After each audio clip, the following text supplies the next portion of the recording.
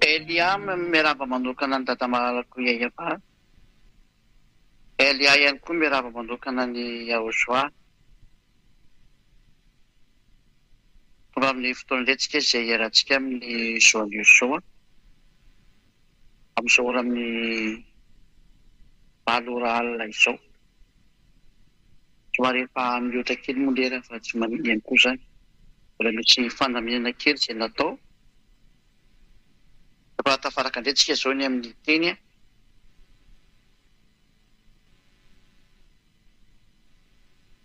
Dia mirary soatsika samy otahiny eo soazy hita manaraka. Ary tsy mijanona ny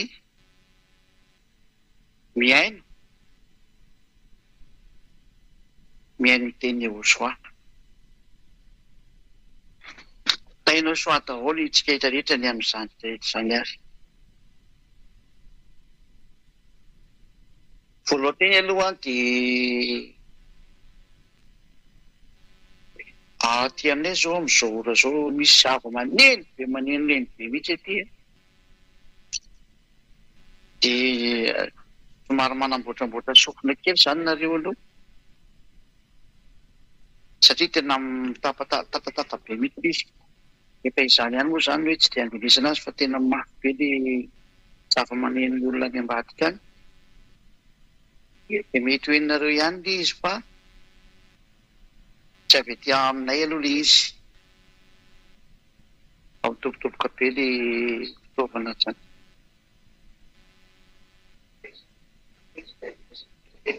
Ny teny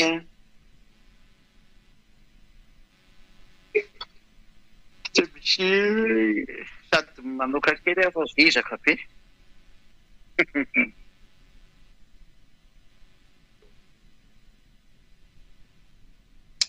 Ny teny fampiresahana aminareo indray androany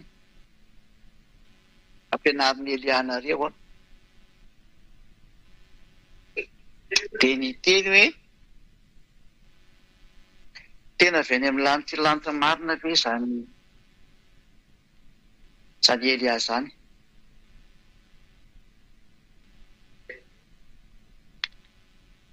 Izay ny iterevantsika ny amin'ny zaon'io zao aloha izay miaino. Satria zao aty ampitan-dranomasina dia zany indray zany no entiny tevoly zany. Manakana ny lalan'ny olona. Tena vitan'izareo mihitsy moa zany miteny amin'izao hoe vendrina be hono zany izay olona mino zany hoe zany Elia zany dia avy any amin'ny lanitra ka hoe ambasadôran'i Yahozoa. Hoe ny olona rehetra izay mino an'izany dia vendrina. Fa ny olona rehefa eto ambony tany tsy avy any amin'ny lanitra zany fa olona daholo io. Ary ny entin'izareo anam-porofonana izay indray moa dia miteny akaiky hoe ahoana ary izy manambady. Fa raha olona avy any amin'ny lanitra zany tokony tsy manambady. Izay indrindra no resantsika zany androany. Somary miafiafy ihany koa zany sofina amin'ny mitobotoko fa tsy haiko na ino anareo any zany na tsy haino fa tena mitatatata be mihitsy ilay izy amin'izao ty aminay ity.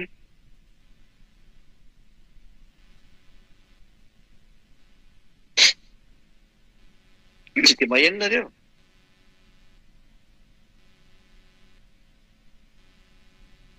Mahafinaritra zany rehefa tsy maheno nareo fa raha izay aloha dia tena tabataba be. Ndao ary hoentsika amin'izay ary ny teny voalohany indrindra. Inona ny fanamporofonana avy any amin'ny lanitra zany Elia zany. Ho resantsika ao anatin'ny testamenta taloha aloha. Ary ho tsindrintsika ato amin'ny tenin'ilay mpaminany Israelianina farany dia Yahozoa.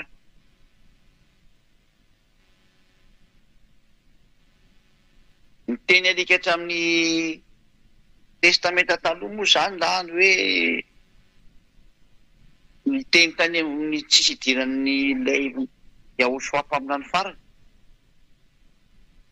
Fa ny teny amin'ny testamenta taloha no jerevantsika, ilay fanekena taloha zany dikan'izay. Dia mazava be mihitsy ny fahalalànao dia hoe Andriamanitra tsy mihaino ny mpanota. Araka ny boky Nisea 3:5 andininy voalohany sy ny faharoa. Manomboka zany ny teny milaza mihitsy ny fanaporofona fa zany Elia zany ambasadorany Yahosoa dia tsy avy ety aminareo mihitsiny. Fa raha avy ety aminareo izy dia tsy nafaka anareo tamin'ny fahotana. Ny porofo nefa mifafaka amin'ny fahotana ny olona izay miaraka amin'ny Elia dia ianareo izay dazy fa miseho manerana an'izao tontolo izao. Ianareo mihitsy ny vavolombelon'ny fahamarinana. Fa tena misy ny fanafana fahotana, misy ny afaka amin'ny fahotana ary tena tsy manota intsony. Izay sary izay izay efa hitan'izao tontolo izao dia porofo mitohaka amin'ny tendan'izao tontolo izao, na tiany na tsy tiany, na ekeny na tsy ekeny, na marina aminy na tsy marina aminy.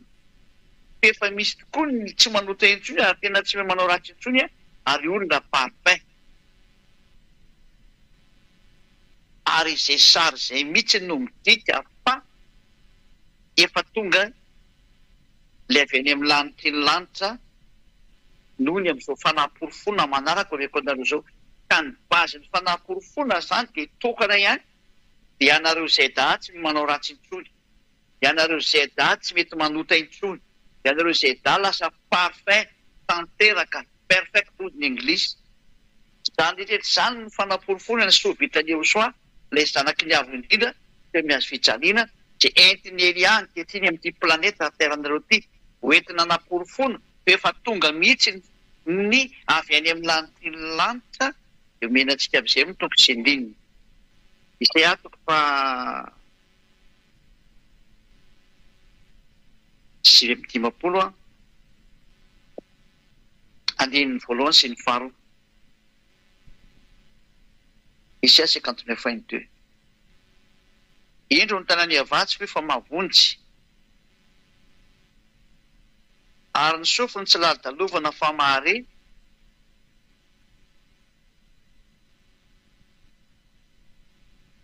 Fa ny heroko aroa no hevitra mampisaraka anareo amin'Andriamanitrareo, ary ny fahotanareo no mampiafina ny taviny anareo ka dia tsy mihaino izy.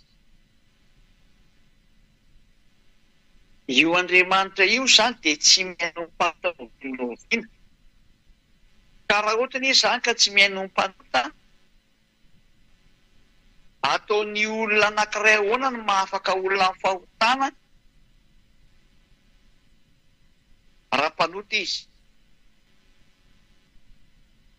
Izany hoe ataony olona izay mpanota ahoana no afaka olona ho lasa tsy mpanota. Ny olona ety an-tany rehetrarehetra ohatra nareo olombelona mantsy dia mpanota daholo.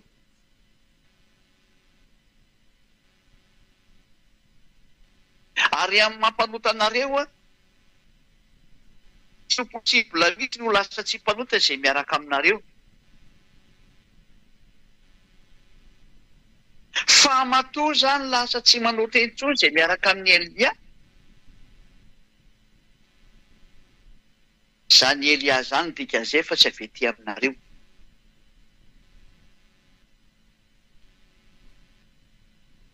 Vakitsika amin'ny bokin'ny Joba 14.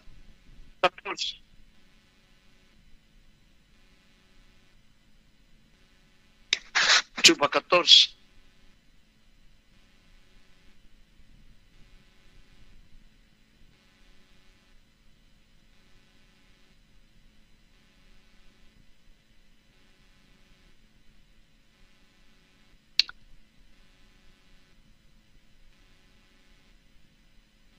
Aiza moa ilay misy an'ilay teny hoe fa tsy tika atao voatily izy.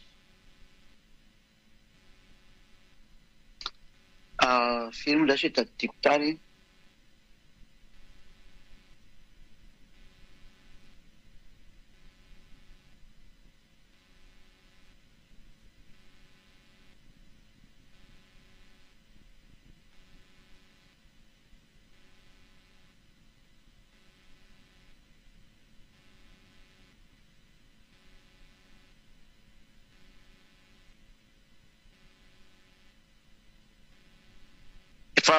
tadidiko izy hoe aiza izay olona maloto a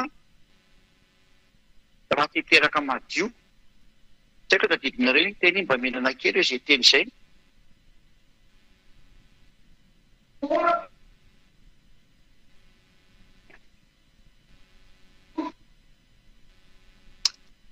rehefa torony mamampo mamy mametoko tsy andiny be mba firy izy ohatrany any amin'ny andiny fafiry amin'ny jobo ao tadidiko mihitsy ny izy fa tadidiko laza 14 ny tadidiko aleka anak'izy tadidiko mba firy angamba izy siny aiza korony izay maloto amboaka madio zay mihitsy le sary mipetraka anatin'le teny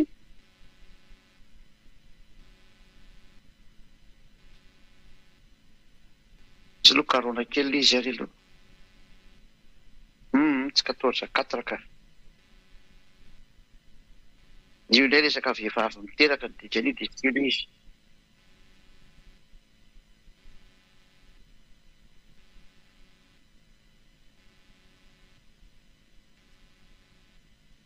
aiza moa izy hoe aiza kory izy izay madio ateraky ny maloto akan'izay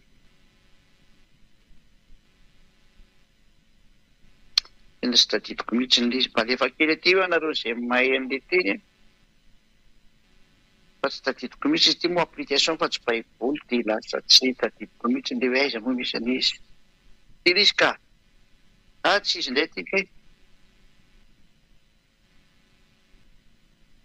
teny ty mihitsy ny izy kay aiza joba 14 ihany izy satria izy fasafaty aiza zavatra hafa mihitsy moa kay nita joba 14 ihany izy aiza ny misy madio ateraky ny tsy madio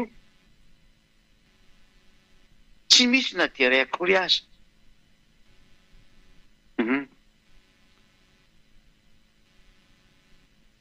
ny teny eto izany dia mametraka tsara mihitsy ny hoe tsy misy olona ho madio izany ka ateraky ny tsy madio izany hoe avy any amin'ny olona maloto izany tsy misy zavatra ho madio voaka mihitsy ny ao raha maloto izany Elia dia maloto automatika izay naterany dia olona miaraka amin'ny Elia izany dikan'izay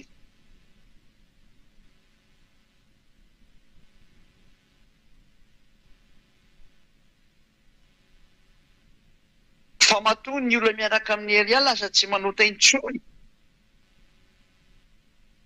matoa ny olona miaraka amin'ny Elia nantapatapaka be izany matoa ny olona miaraka amin'ny Elia tsy manota intsony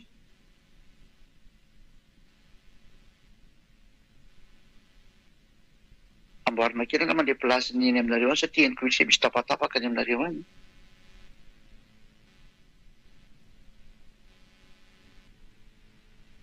matoa ny olona miaraka amin'ny Elia tsy manota intsony a dia zany Elia zany mihitsy nefa madio ny dikan'izay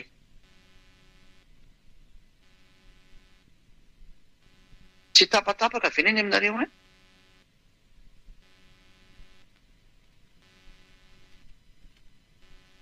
ay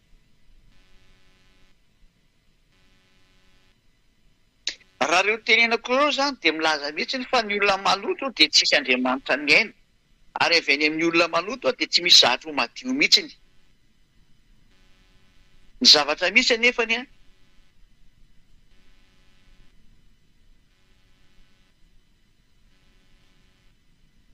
zay nge maheno hoe tapatapaka leny aminareo any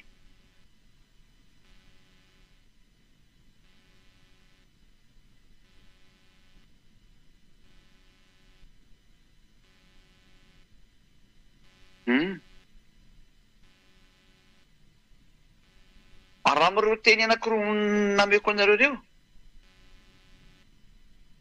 dia milaza mihitsy tsara fa tsy misy Andriamanitra miaino ny mpaloto ka raha tsy miaino ny mpaloto io Andriamanitra io izany a ahoana moa izany ny afaka an'ilay olona ny fahotana ianareo zeta rehetrarehetra zany mamirana azy tontolo zao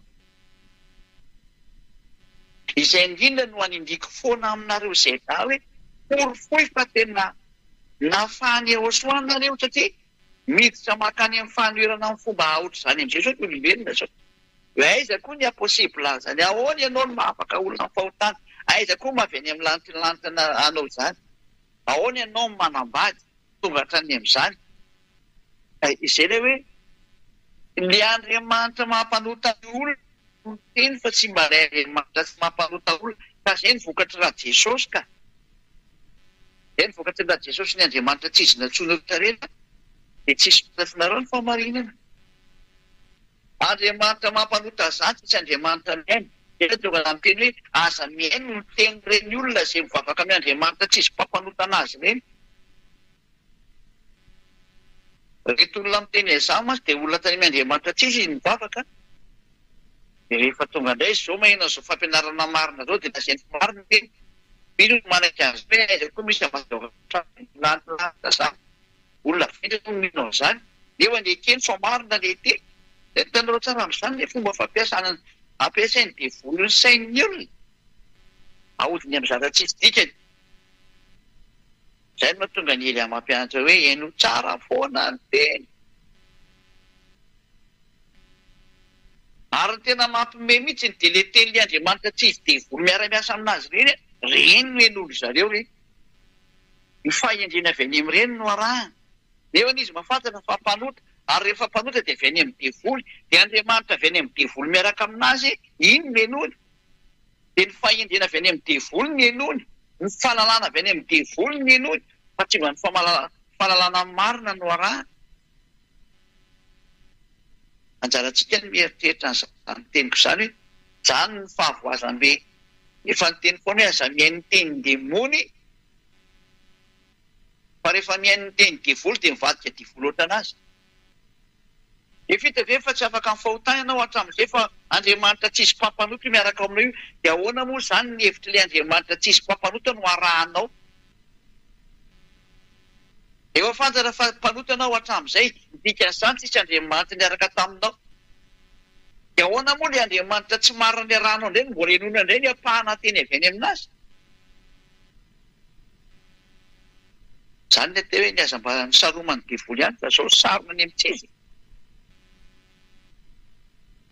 itenenako sy nanarako antsika rehetra hoe mba mitany ho an'izay resy lahatra rehetra satria maneran-tany moa ny teny dia tsy misy efanalefako foana ny teny manerana azy tontolo zao fa mazava io teny io ny vavolombelon'ny fahamarinana zany Eliazana dia tsy ampiseho ny herinay sy ny fahefanaizy dia ny olona hitanareo tsy manota intsony tsy olona ray na olona roa kory no miteny izany na folo na zato amanarivony no miara-manao fanambarana azy vavolombelona amin'ny teny fa tena tsy manota intsony ary tsy manao ratsy intsony ataonao ahoana ny amaly an'izany ary tsy hoe koa ny olona manaraka anany anatin'ny lavatranoko re olona reo ka hoe fahanako hoanina sakafo izy dia mody manaiky ny teniko samy manana ny tranony samy manana ny ataony samy manana ny asany fa samy mitazona ny fahamasiny ary tena tsy manao ratsy mihitsy ho vavolombelony aoso afiny famezam-boninahitra ny dadamala iava reo ny vahoaka an'Andriamanitra manamarina zany fanaporofoana voalohany fa matoa misy ny fanafana fahotana dia ny haino Andriamanitra ny dikan'izay ka rehefa mihaino Andriamanitra dia afaka ny fahotana ilay olona izay nenony ary tsy me manao ratsy intsony mazava ho azy fa ilay olona nenony voalohany dia izay mitondra ny teniny io ary matoa mihaino anazy Andriamanitra dia tsy mpanota intsony io ary raha tsy mpanota intsony io io olona io tsy avety tany amina avety aminareo zany avy any amin'ny lanitra ny lanitra io satria ny lalàna mihitsy no teny fa Andriamanitra tsy mihaino ny mpanota ianareo rehetra izay natera-behivavy ety nefa maloto daholo tozany hoe ngainao sy natera-behivavy nateraky ny vehivavy fa hafa mihitsy ny fandehan'ny Eliazany Eliazany efa nitantanana efa nitantanana izy ary nalovana hatrany mbola kely izy ary nitehirizina foana izy mandra-pahatonga ny andro teny iarahany amin'ny dada Iavasy Joshua navelany miaina tahaka ny olombelona rehetra rehetra izy fa voafidy izy ary voalary Mandra-pahatonga ny fotoana zay etsoina azy amin'izay. Zany ny atao hoe Elia zany. Ary rehefa tonga amin'izay ny fotoana ny etsoina azy andovy amin'izay taovy ny asanao. Io izy mitsangana azy niaraka taminy dia tsy nanao ratsy intsony, tsy manao teny intsony. Porofo zany fa efa madio io olona io, dikan'izay matoa navita nanafaka olona madio. Satria ny lalàna dia miteny hoe aiza kory izay olona maloto ka hiteraka madio. Na hoe aiza koa izay rehetra izay hoe madio ateraky ny tsy madio. Izany teny izany dia manaporofo zany fa matoa afaka mifahotana ny olona izay miaraka amin'ny Elia ambasa diovany Joshua. Elia mihitsy ny madio voalohany indrindra. Fa raha tsy madio zany Elia zany dia tsy afaka mifahotana ny olona ary tsy ho lasa tsy ho tonga tsy mpanota ny olona. Ary mbola mpanota foana ny olona raha toa ka tsy madio zany Elia zany. Fa matoa ny olona efa tsy manota intsony, Elia mihitsy ny madio dikan'izay. Zay ny fanaporofona voalohany amin'ny testamenta taloha. Hoe matoa afaka mifahotana ny olona ankehitriny, madio ilay olona. Mihaino anazy io Andriamanitra io. Satria ny lalàna dia hoe Andriamanitra tsy mihaino ny mpanota. Matoa nefa ny olona zany afaka mifahotana, mihaino anazy Andriamanitra ny dikan'izay. Mihaino an'ilay ny rany izy ny dikan'izay. Ary matoa mihaino anazy io Andriamanitra io amin'izao fanafana fahotana matanjaka dia matanjaka amin'ity planeta Terre nareo olombelona ity. Tonga eto ilay tsy mahay manota intsony dikan'izay, ilay ny rany dada Iavana malala, Eliano anarany. Naniraka anazy Iavana anarany. Reo toko sy ndiny hitanareo ireo, adianinareo ireo, ny fanaporofona.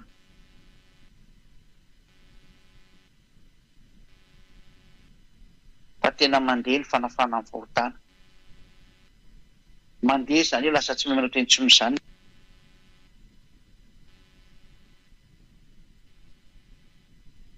Midika izany fa tonga eto aminareo ilay henon'Andriamanitra teny. Midika izany fa tonga eto aminareo ilay tsy mahay manota intsony. Tonga eto aminareo ilay efa madio.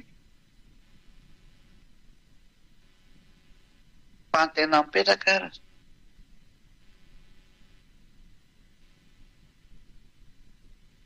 Possible avy ety aminareo ety ambony tany ve dia olona izay. Satria ireo mpitondra fivavahana manerana azy ho mpitondra izao ireo, na iza na avaiza na tao amin'ny fivavahana inona ny misy azy, na fivavahana inona ny misy azy. Izay karazan'Andriamanitra rehetra natsoiny ny olona dia mitovy daholo ny patron, patron mpampanota daholo. Dia voly Satana zany ny dikan'izay ny resahako io. Tsy nisy olombelona afaka mifahotana zany teto na ray aza. Fa izao ny fanafahana mifahotana vao misy amin'ny alalan'ny Elia. Fa raha ohatra n'izany ka tena nareo olombelona ireo ny hoe mba nisy an'izany atao hoe tsy mpanota zany, dia efa eny nareo nafaka olona tamin'ny fahotana. Fa matoa ny olona tsisy afaka nareo amin'ny fahotana, mpanota nareo, avy ety an-tany nareo.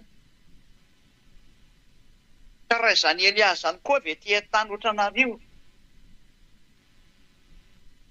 dia tsy nafaka amin'ny fahotana tahaka an'ireo olona mpitondra fivavahana na avaiza ohatran zareo. Fa matoa Elia navitany nafaka olona amin'ny fahotana, alasa tsy mpanota intsony izay miaraka aminy, alasa tanteraka. Dia tsy avy ety an-tany zany Elia zany, fa avy any amin'ny lanitra ny lanitra izy, matoa mihaino azy ny dadany, ary matoa izay miaraka aminy dia tsy manota intsony ary tena afaka amin'ny fahotana. Fa naporofona zany fa tsy avy ety aminareo izy. Ray izay teny izay. Niporofontsika eo amin'ny testamenta taloha ilay izy. Fa naporofona faharoa indray. Ho porofontsika amin'ny tenin'ilay mpaminany farany. Yahosoa no anarany. Ahoana indray ny tenin'ilay mpaminany farany Israelianina? Satria mpaminany Israelianina ny nareo teny. Io moa ilay fampianarana mandeha foana amin'izao tsika amin'ny teny izao. Araka ny Deutéronomia 18:15 hoe mpaminany Israelianina no nareo, ary Yahosoa dia mpaminany Israelianina. Deutéronomia 18:15. Ahoana ny fipetraka an'izany teny izany? Hoe io ny tenin'ny mpaminany. Ary ilay mpaminany farany izay atao Yahosoa, ilay mpaminany farany Israelianina, izay no dao jerevantsika indray ny teniny. Dia izao ny tenin'io Yahosoa io hoe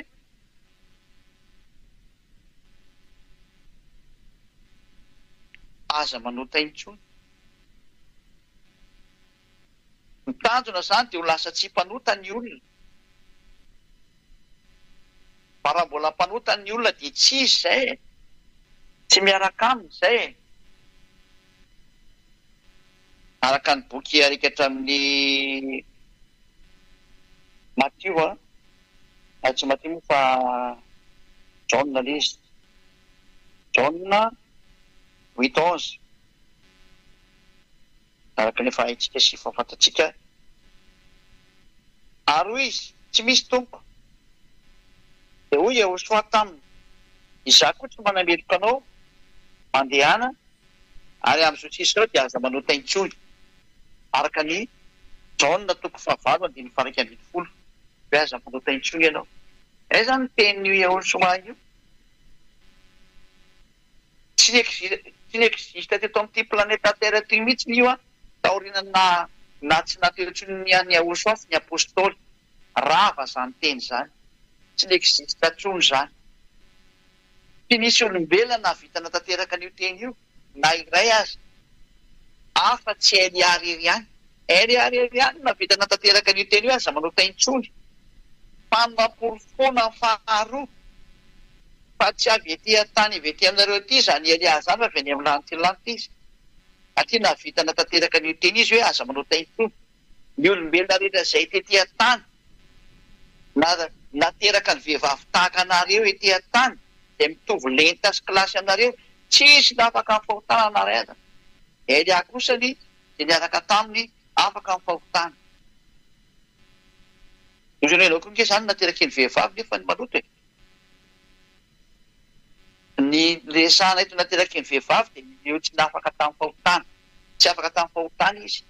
Fa Elia tena afaka tamin'ny fahotana sady nafaka tamin'ny fahotana, satria tsy avy etỳ aminareo izy fa avy any amin'ny Yahosoa, avy any amin'ny lantilanty izy. Ahoana ny fanaporofona aminareo ataon'ny Elia fa avy any amin'ny lantilanty izy. Izao no nalàna navoaka an'io Yahosoa mpaminany farany. Azo romenany alika izay masina. Vakitika indray izay teny izay araka hatriny any amin'ny boky Matthieu 7.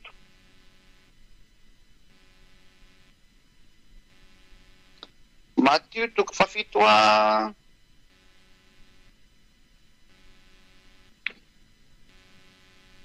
aiza misy 9:1.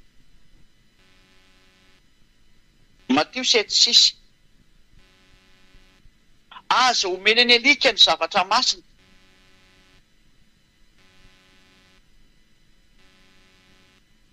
Ary aza tsy mpeo nolona ny kisoa ny vato soanareo.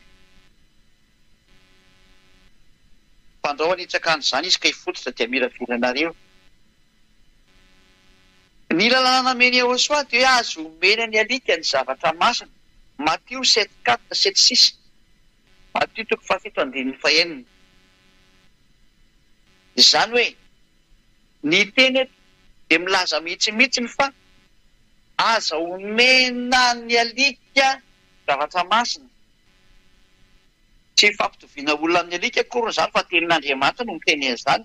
Ka raha misy tezitra amin'izany dia ndana tezitra amin'io Andriamanitra ny Abrahama io. Misy tokony izy no miteny eto. Izy nefa ilay oharina lazay ny tenin'Andriamanitra io alika. Reto alika reto no tenin'Andriamanitra dia reto mpanota ny velany mpijangatsanga sy mpanao ratsy ireo.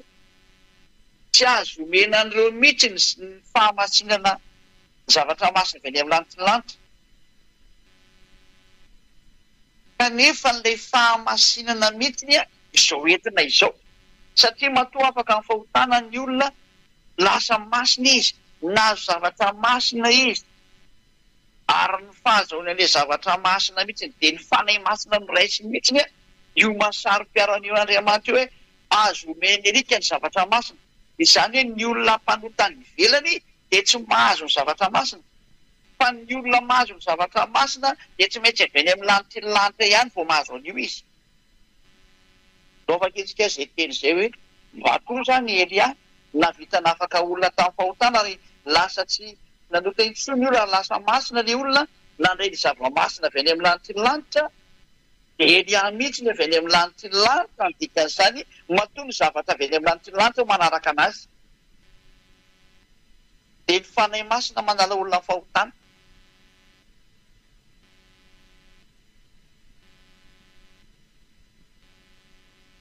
Apokalipsy toko 2:20.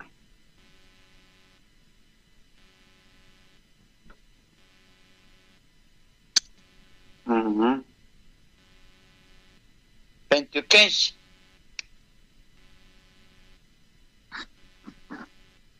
Apokalipsy 22:15. Fa ny velona ny alika sy ny mpanao ratsy sy ny mpijangajanga sy ny mpamono olona sy ny mpanompo sampy ary izay rehetra tia lainga sady mpandainga. Même classe mihitsy ireo any ivelany daholo ny mpanao ratsy rehetrarehetra.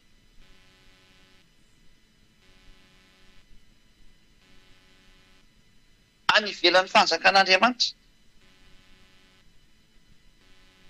Araka ny teny alika hatrany Apokalipsy 21:27 hoe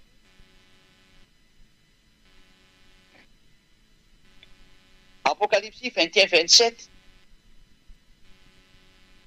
ary tsy mba hiditra mihitsy izay tsy masina na izay mpanao vetavetana izay mandainga fa izay voasoratra ao anatin'ny bokin'ny fiainana izay ny zanak'ondry ihany. Fomba azo miditra amin'ny lanitra ny lanitra zany ny mpanao ratsy rehetra anatin'izany ny alika. Ary ilay alika dia tenen'ny dada Iava hoe any ivelany ny alika. Zany ny alika zany dia zavatra any ivelany tsy mahazo miditra amin'ny fanjakan'Andriamanitra. Reny zavatra avy any ivelan'ny fanjakan'Andriamanitra reny ny Andriamanitra azo omena ny zavatra masina. Ten'Andriamanitra miteny izany fa tsy za va iovako io tsara io fa omeko anao idolo le teny io. Andriamanitra Abrahama namoaka an'io. Ka ny olona mpanota zany ty resahana ity zany hoe any ivelany ireo. Ny zavatra masina nefa tsy azo omena andreo any ivelany ireo. Aiza zany nisany ambasadioran'ny Joshua Elia matoa navita zao zavatra zao izy. Mazava zany ny ambasadioran'ny Joshua izay natonga olona lasa masina sy mpanota intsony fa tsy mba olona any ivelany izy. Any ivelan'ny fanjakan'Andriamanitra fa ao amin'ny lanitra lanitra izy. Avy any izy ny dikan'izao. Matoa navita olona tsy manota intsony izy lasa parfait ny olona miaraka aminy tanteraka tsy avy ety an-tany izy satria ny ety an-tany mpanota dehoro izy ten'Andriamanitra ny alika. Dehoro reny. Zany hoe tsy ao amin'ny lanitra lanitra reny. Ny tsy avy any amin'ny lanitra lanitra reny dia dehoro tsy mahazo mitondra zava-masina. Matoa Elia navita nahatonga olona lasa masina tsy manao ratsy intsony Elia avy eo amin'ny lanitra lanitra ny dikan'izay fa tsy mba dehoro zany izy fa tena à l'intérieur izy. Dans le ciel des cieux. He is from the heaven of heaven. Hozy ny anglais. Il est venu du ciel des cieux, hozy ny frantsay. Izy dia avy any amin'ny lanitra lanitra. Satria ilay fanjakantsika dia any amin'ny lanitra lanitra fa tsy ety an-tany. Ka raha hoe any ivelany ny alika, any ivelan'ny fanjakan'Andriamanitra ny dikan'izay.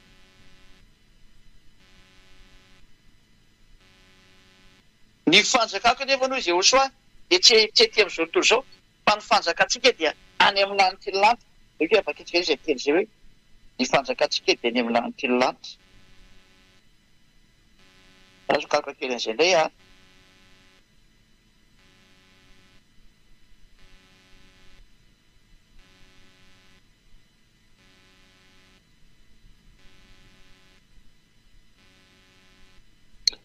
atsika izy Philippianina 3:20 Philippianina 3:20 fa ny fanjakatsika dia any an-danitra io zany eo any amin'ny lanitra ny lanitra ary ihany koa no endrika atsika mpamonjy dia ahosoatombo mazava be zany fa le hoe any ivelany dia any ivelan'ny lanitra ny lanitra ny dikan'izay ianareo avy etỳ tany reo zany resahany zany hoe ilay lazaina fe any ivelany alika zany de olona ny ivelan'ny fanjakan'Andriamanitra tsy any amin'ny lanitra ny lanitra izy zay tsy avy any amin'ny lanitra ny lanitra rehetra zany resahana zany nareo olombelona kely etỳ tany zany tenenina amin'izany resaka zany zany mahatonga nareo tsy mahafaka mifahotana olona io tsy afaka fahotana amin'ny olona mihitsy nareo satria nareo avy etỳ tany Philippianina 3:20 ianareo zay avy etỳ tany dia tsy afaka olona fahotana zany no vina no vina ary zany mahatonga nareo tsy navita nafaka olona fahotana satria nareo any ivelany lanitra ny lanitra nareo fa rehefa tonga amin'izay le avy any amin'ny lanitra ny lanitra nanaraka anazy ny zavatra avy any amin'ny lanitra ny lanitra mahafaka amin'ny fahotana dia ny fanahy masina izay resana aminareo dia io ny olona fa tsy mahay manao ratsy intsony tokoa ary tena tsy navita manao ratsy intsony ary sambatra izay tafaraka amin'ny Eliazo fa tena tsy mahay manao ratsy intsony izy izao teny izao ny fanaporofona fa i Eliazo zany dia ao amin'ny lanitra ny lanitra izy ary tany amin'ny lanitra ny lanitra izy satria ny ao amin'ny lanitra ny lanitra no manana ny zava-masina ary izay avy eo amin'ny lanitra ny lanitra no manana ny zava-masina ary ny zava-masina miaraka amin'izany Eliazo zany avy any amin'ny lanitra ny lanitra dia ny fanahy masina izay natonga an'ireo tsy manota intsony ary rehefa tsy manota intsony ny olona tanteraka mihitsy ilay teny hoe any amin'ny lanitra ny lanitra ny olona anankiray tafapetraka any amin'ny lanitra ny lanitra koa iny zany araka ny tenin'Andriamanitra hitantsika hoe fa ny fanjakatsisy dia ny amin'ny lanitra ny lanitra mazava zany fa Elia matoa nafaka olona fahotana dia tsy avy etỳ tany fa avy any amin'ny lanitra ny lanitra mazava be io teny io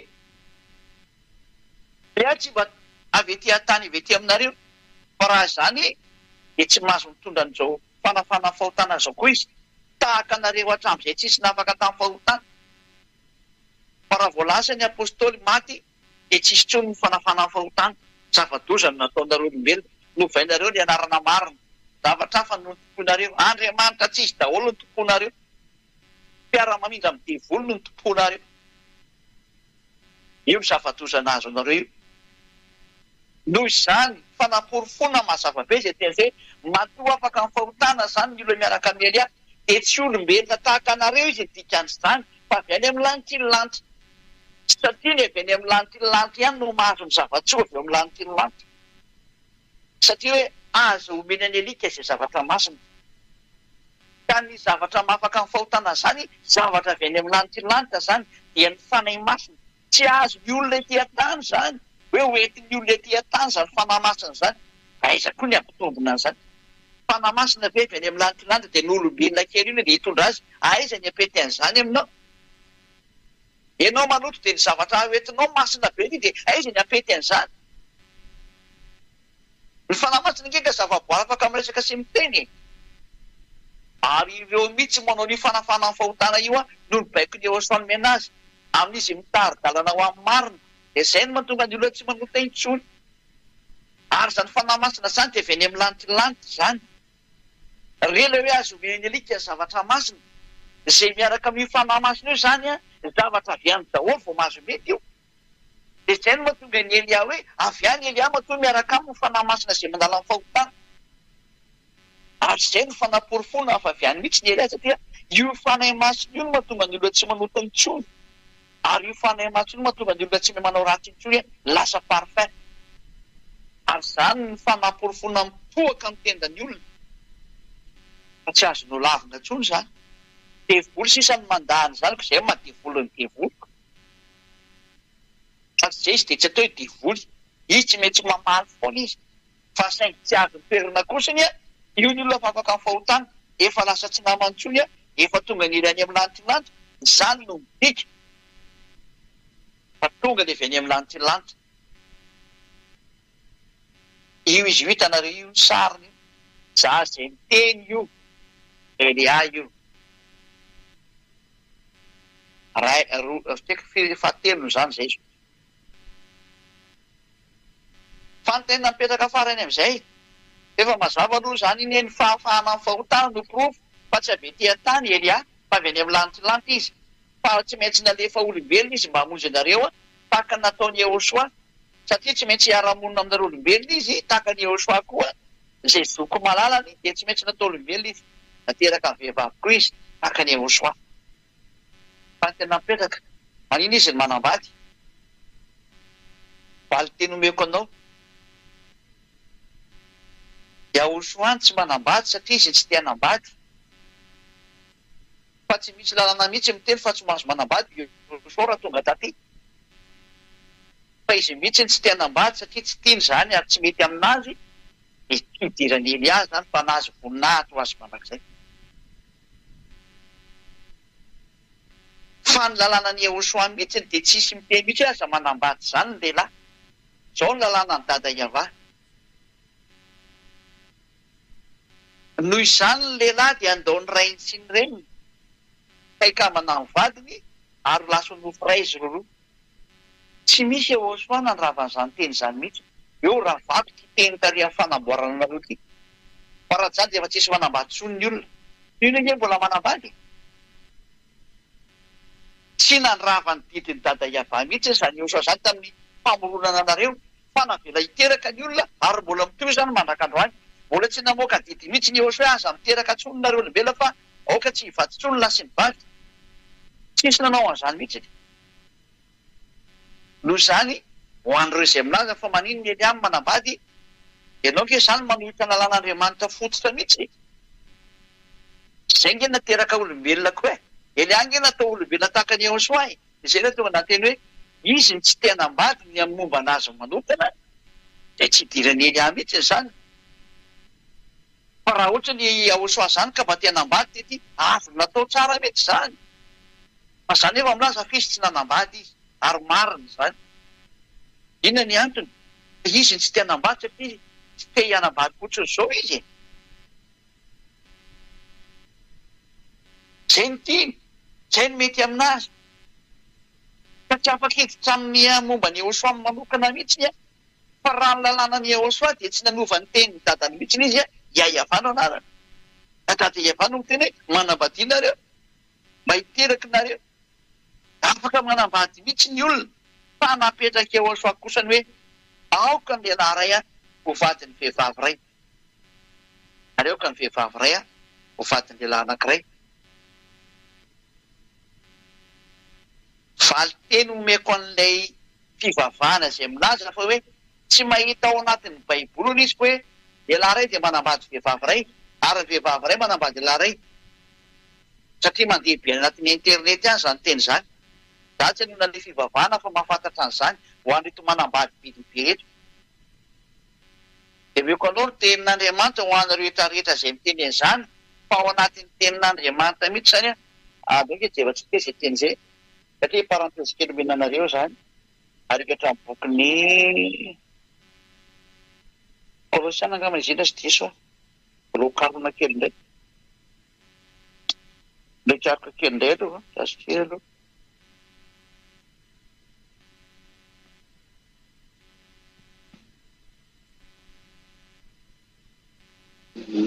zasy aloha tena tsy efako misy sy tany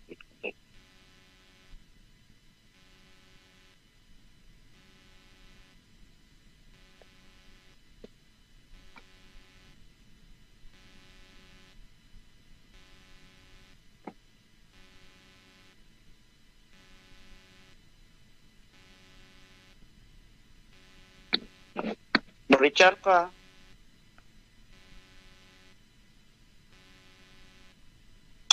Korinthiana voalohany moa fa tsy Korinthiana voalohany 7:2 Korinthiana voalohany 7:2 dia amin'ny teny frantsay toutefois pour éviter l'impudicité zany hoe mba hialana amin'ny fijangajangana zany que chacun ait sa femme que chacun ait sa femme Cela veut dire que un homme, un mari, doit seulement avoir une femme. Zany hoe lehilahy ray manambady vehivavy ray. Et que chaque femme ait son mari.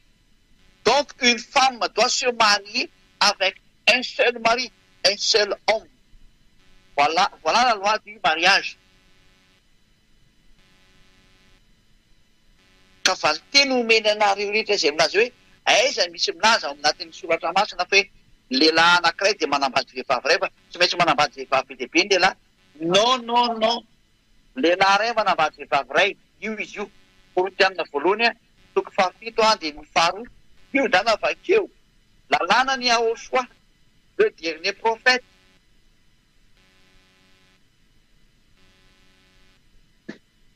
Verina any amin'ny voalohany. Lahy sy vavy nanamboarana anazy dia lehilahy ray ho an'ny vehivavy ray. Izay nanamboarana anareo araka ny bokin'ny Jiosy. Eo amin'izay izay ny lalàna ny Yahoshua. Fa tsy misy Yahoshua amin'ny teny mihitsy hoe aza manambady nareo. Hoe aza manambady tsy hisy an'izany ety amin'ny Yahoshua. Zava-doza ary izany satria mandrara lalàna fototra nataon'ny dada Maria Iavana izany. Ka Eliany dia nisafidy ny hanambady. Tsy misy mpandikan-dalàna mihitsy izany na ny kely azy. Fa ataovy ray fotsiny ny vadinao. Fa ny vadiko dia anankiray. Dia mety be mihitsy izany. Tena tsisy olana mihitsy izany. Nanaraka lalàna tsara mihitsy izany. Lalàna ny famoroana ny olombelona izay lasa ny vadik'olombelona tety. Ka izany na dia avy eny amin'ny lanitra izany.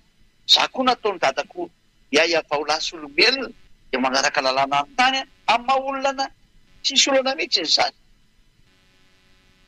Dia teny ianao hoe ka ahoana ary ny voalaza teny Andriamanitra hoe tsisy manambady ny avy any amin'ny lanitra fa tahaka ny anjely. Ka le anjely ange tsy nivadika olona. Tsy nisy anjely navadika olona izany tety aminareo tety. Fa ny anjely dia zava-boary mandehandeha izy dia miveriny amin'izay naniraka anazy foana eny izy. Miveriny amin'ny toerana izay nametrahana azy izy. Izay ny toerana. Fa tsy nivadika olona ohatran'ny Elia ry zareo. Fa Elia nivadika olona. Natao olona mihitsy ny Elia. Dia izany mahatonga ny afaka manambady Elia satria izay ny tiany Elia. Ary izay koa nandaminana ny lalany dia mety izy manambady. Misy olana mihitsy izany.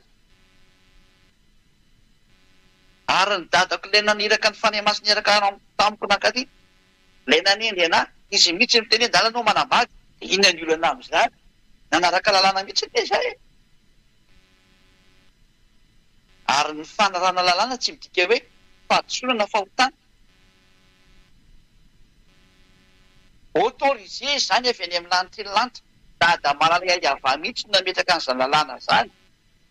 Fa napetra fotsiny hoe lehilahy ray manambady vehivavy ray. Ary vehivavy ray manambady lehilahy ray. Izay ny lalàna amin'ny fanambadiana. Rehefa manaraka an'izay ianao dia tsisy fahadisolana. Ka izay ny valy teny menan'ilo hoe Elia akory dia toy anjely maso dia tsy hita maso izy. Fa mandehandeha izy. Ka ireo ilay teneny Yahoshua hoe fa amin'ny fitsangana amin'ny maty dia tsisy tsony manambady na voka-pakarona. Fa tahaka ny anjely any amin'ny lanitra ny lanitra izy. Ka ilay anjely any amin'ny lanitra ny lanitra tsy mipetraka ety an-tany navadika olombelona. Fa zareo dia anjely. Tsy olona izy fa anjely. Ka raha ataontsika hoe tsy mbola nivadika olona dia tsy mahazo manambady. Raha Elia izany tsy mbola nivadika olombelona ohatran'izao hitanareo izao hoe mihinam-bary miaraka miara mandeha amin'ireo ambony tomobily hita maso miresaka azo resitahana. Raha ohatran'izay ny Elia ka tsy mbola misy ohatran'ny olombelona tahaka an'izao nateraka ny vehivavy, izay na hoe tsy mahazo manambady izy. Tsy mahazo manambady satria tsy mbola nivadika olona. Fa lasa klasy mitovy amin'ireo anjely ireo. Dia ny anjelany tsy mahazo manambady. Satria tsy mbola nivadika olona, tsy mbola niova olona izany izy. Fa raha vao iny foa izy niova olona dia manaraka ny lalànany olona izy dikan'izay. Ka edy ahy efa lasa natao olona dia manaraka ny lalànany olona izy dia afaka manambady izy araka ny safidiny. Ka ny nandefa nanambady dia ny dadako iava ary ny zoko eto hoe Yahosoa teny hoe dala no manambady fa izay ny mety aminao dia nanambady Elia ary tsisy lalàna manohitra an'izany.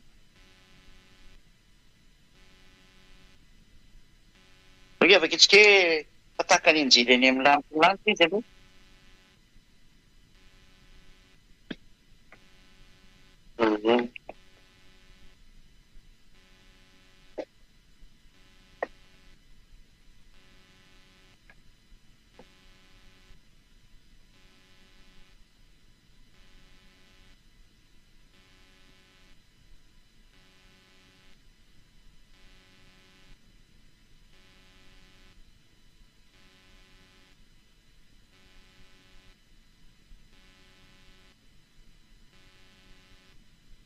Resarekako kely izay dia maneho Matthieu any izy fa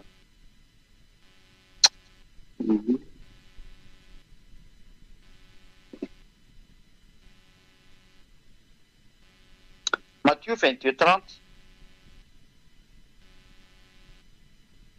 Matthieu 22:30.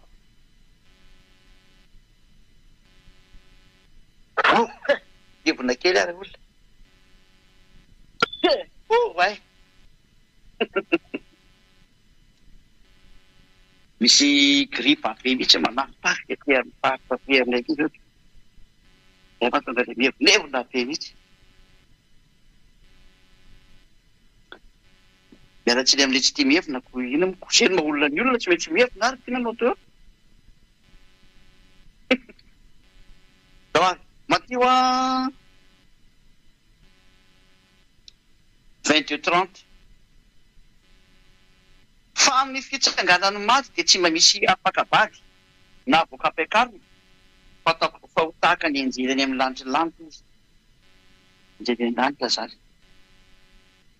Fa ny injily izay tsy nivadika olona, mbola tsy niova ho olona, reny tsy manambady reny. Zany hoe raha mbola any amin'ny lanitra ianao zany ka tsy nivadika olombelon'ny rano anankiety dia tsy mahazo mivadika olona tokoa ianao zany. Satria tsy mbola navadika olona dia tsy mahazo manambady. Fa izay efa nirana ka novaina ho olona ety aminareo ety mahazo manambady mihitsy. Fahalalana zany afaka manambady izy. Izay no tonga miteny hoe raha Yahosoa angeny nanambady tsisy lalàna manohitra an'izany fa izy tsy tianao an'izany ary izy tsy natao izy zany tsy vonany andeha amin'izany satria tsy mety aminazy izy. Ka izay moa zany ny momba anazy tsy hidirako mihitsy izany fa amampamorona anazy izay tiany io. Fa raha ohatra izy nakavady tsy olana aminazy koa zany, tsy manohitra lalàna izy. Fa Elia natao olona, efa lasa olona Elia, nateraka olona izy, miaina ohatran'ny olona izy. Tonga manambady izy ny dikan'izay. Rehefa afaka manambady izy, inona ny olana aminao amin'izay? Eto ana teny lalàna izy ake miteny fa tsy mahazo manambady Elia. Lalàna izy atao fanjakana masina atao amin'ny Yahosoa. Tsy misy an'izany ato. Afaka manambady tsara mihitsy izy. Ary tena mahazo mihitsy izy fa tsisy lalàna manohitra an'izany. Ka izay zany nivaly teny amin'ilay ianao miteny hoe ahoana moa anao manambady? Raha avy any amin'ny lanitra ianao ko ianao manambady. Tsisy lalàna manohitra an'izany mihitsy eo amin'ny Yahosoa fa mety be ary zany. Satria ny lalàna ny dada Iafady hoe manambady ny lehilahy misaraka amin'ny ray aman-dreny dia manambady izy. Lalàna tsy maintsy atao zany raha lehilahy ianao. Ka zany tsy vehivavy fa lehilahy dia manaraka an'izay zany dikan'izany. Fa raha zany lasa sarim-bavy ka tsy mety zany. Zato sarim-bavy fa tena lehilahy mihitsy dia manambady pirofo fa lehilahy dikan'izay. Ary narako lalànan'ny zoko malalako Yahosoa dia ny lalàna narako dia hoe manambady ray ihany za ka vehivavy ray mivadiko. Manaraka lalàna mihitsy ary tsisy lalàna manohitra an'izany mihitsy eo na andray aza. Tsy misy hoe rehefa miaraka amin'ny Yahosoa nareo na avy any amin'ny lantilanitra reo dia aza manambady fa tsy mahazo manambady. Tsy misy an'izany ao. Tsy mi-existe ao mihitsy izany na ny kely ary. fa mateonao tsy manambady a safidinao zay ary safidinao samy manana ny safidiny ka ny azy safidiko midadako miteny zany nao manambady fa zay mety aminao de nanambady zany ary tsy misy rahana manohitra an'izany ary mety be zany tsy mahita zavatra manahirana am'izany ka izay le valy teny hoa averiko tsara ho anareo le miteny hoe raha avy any amin'ny lanitry noko mihena manambady ko lalana zany lalàna mihitsy ny ara ty no arahako fa vehivavy ray fotsiny tsy maintsy vady de manaraka ny jeha fa azo atao tsara raha manambady ary tena fanapolofolona ny teny dadamara iavà zany fa rehefa ianao misafidy hoe tsy hanambady a ka safidinao ndray tsisy manohitra an'izany safidy io manambady ianao safidinao zay tsy manambady ianao safidinao zay fa mahazo manambady ianao fa kosa raha ihany ny vadinao fa lalàna zany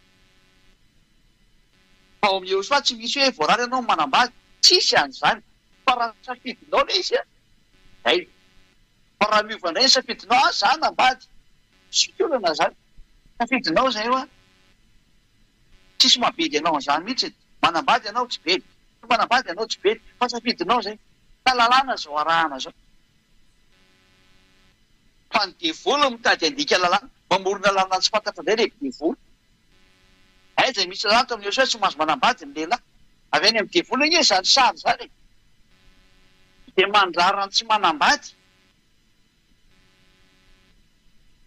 hoe vakitsika indray zay teny zay le vakitsika farany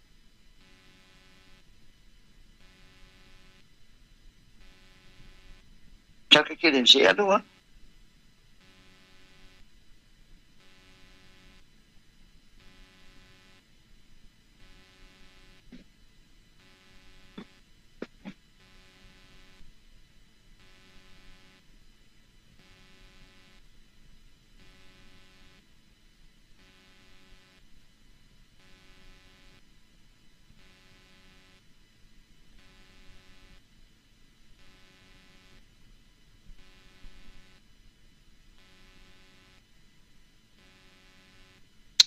somary mbola veriko kely mihitsy ny temoty voalohany a toko faefatra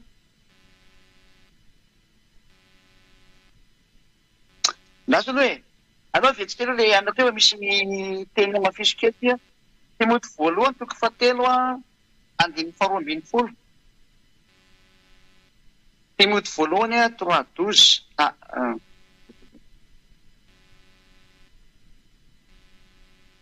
Timothée voalohany 4:3 zafady indrindra Timothée voalohany 4:3 Timothée voalohany 4:3 zay mandrara tsy hanambady anao mavakitsika misy andininy voalohany sy ny faharoa fa ny fanahy milaza marina Timothée voalohany toko faefatra andiny voalohany ka hatramin'ny fahatelo fa ny fanahy milaza marina fa amin'ny andro fivoriana dia miemotra amin'ny finoana ny sasany manaiky fanahy manitaka tsy fampianarany demonia amin'ny fiatsaram-belatsiany filaza lainga ka voapetaky ny vimamay ny fieritreretany sa misy olona mampianatra zava-doza zany ty olona fanahy mamitaka ny eo anatiny eo zany inona taon'ity fanahy mamitaka ty zay mandrara tsy hanambady fa ny olona miteny an'izany ianao tsy tokony manambady a fanahy mamitaka ny eo anatiny eo izay olona miteny an'izay fanahy devolony ao anatin'izay olona zay de mandrara ny ilay hoe ahoana ianao manambady ikazay manko hoe ianao tsy mahazo manambady de izay olona zay zany zay miteny an'izany fanahy mamitaka ny eo anatiny eo satria mandrara ny programa ny dada iavà amin'ny olona namboarina ka rehefa nisy olona ny programeny dada iavà ho tonga olombelo ary lasa lehilahy de mahazo manambady izy fa ny mandrara ny lehilahy anankiray tianambady de olona fanahy mamitaka ny eo anatin'izay olona mandrara zay ka mieritreretany zany zay manao zay hevitra zay rehetrarehetra fa vao mety tena mahadivolo be anao zany mahazo manambady tsara zany Elia zany lalàna mihitsy zany ary manaraka an'izany tsara mihitsy fa kosany a manambady tokana lalàna zay.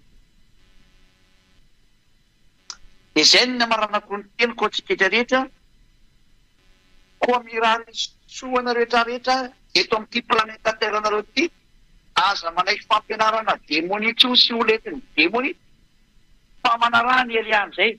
Mazava aminareo zava-drehetra zao alefa ny devoly taolo ny hevitra rehetra zao dia mandeha ho azy koa ty mivavaka. Iza aminazy fa raha avy any amin'ny lantilanty ilay dia tsy afaka manambady izy rehefa ety. Eliany ke fa lasa olombelona fa raha tsy mivadika olombelona kosa ny Eliany tsy mety zay hevitra zay. Fa raha vao lasa olombelona izy dia tsy maintsy manaraka ny lalàna ny maha olona anazy izy. Fa lalàna zany raha avy any amin'ny dada malala iavany lalàna amin'ny maha olona ny olona dia tsy maintsy arahana zay. Ny tsy fanarahana zay kosa dia bedy. Fa raha ianao indray no misafidy hoe za tsy anambady indray safidinao iny fa tsisy mandrara safidinao amin'izay.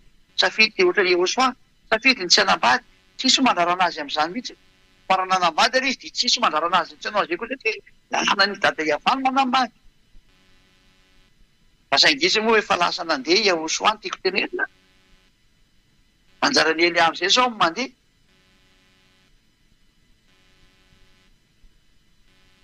Izy zany mbola tsy vonona ny anambady fa maty moa Jehosoa. Ka izy tsy tao anatin'ny programme anambady fa Elia zao fa efa eto aminareo izy programme anambady tsy misy fahadisoana mihitsy zany na kely azy ao amin'ny Jehosoa. Ary mety be ary zany. Vao miara zany tsara. Misy namana makivaky amin'ity fiainana ity mila namana ity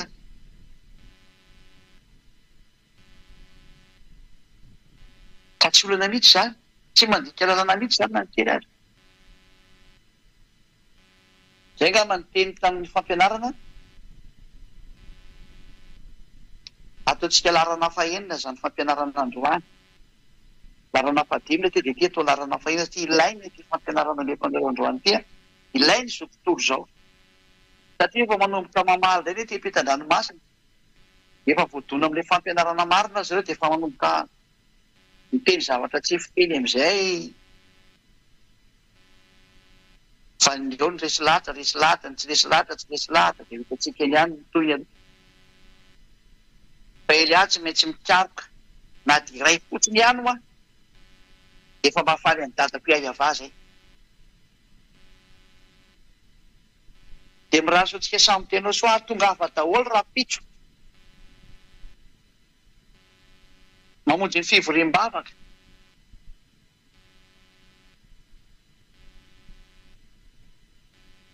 Aza misy mitaраikiraiky any an-trano antsony fa tonga daholo manome voninahitra ny dada iavaka eo soa mamonjy ny fivoriam-bavaka amin'izay any amin'ny fiangonan'ny Jehosoa zay misy any Elia ambassadeur-ny Jehosoa. Da diavy zay Elia zay ambassadeur-ny Jehosoa. Dia miraso antsika samy tenao soa ary hivavakitsika. Sotra betsaka dada malay avao. Sotra betsaka ny amin'izany teninao zany. Ny amin'izany fampianarana nomenao zany. Fampahafantarana ny zao tontolo zao ny fahamarinana avy any aminao dia ny fototra avy any aminao dada malay avao Jehosoa malalako. Ny tany izay rehetra nampianariko izay nambarako ny ianao ary dia maneho ny voninahitra ny amin'ny teny, maneho ny hasoavanao ny amin'ny teny. Ary izay rehetra nampianariko dia hamonjenao olona, hamonjenao fanahin'olona hoentina ho any aminao dada malay avao ho valiny raha ny Jehosoa. Sotra betsaka Jehosoa malala fa avy any aminao daholo zao zahatra rehetra zo henoko. Sotra betsaka. Ka io ny olona mba ho tonga soa any aminao ho any amin'ny lantilanty. Ary vonjeo zay rehetra mitady fanafana sy famonjena dada malay avao ho anao amin'ny voninahitra mandrakizay. Amin'ny anaranao Jehosoa anao izany vavaka rehetrarehetra zany.